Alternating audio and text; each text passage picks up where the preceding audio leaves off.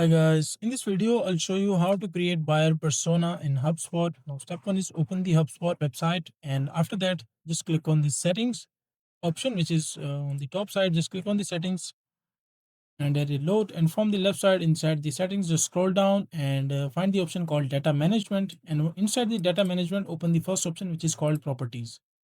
And inside the properties you will be seeing this one, so click on select an object, select contact properties, and once you have selected, just click on search properties and write down here persona and find this one. Just click on it, and once you click here, so you will be into this page. So from the left side, click on field type, and just click on add another persona.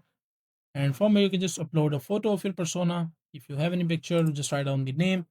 So let's say I want to write this one as trial, as this is a kind of test or example. I just write down example. You can just write down the description as well. Just write down example, and you just need to fill out the correct information. Make sure to enter the role, the goals, the challenges, the demographics, which include the age, the income range, the education, location, and details as well if you want to add any of this. And just click on save.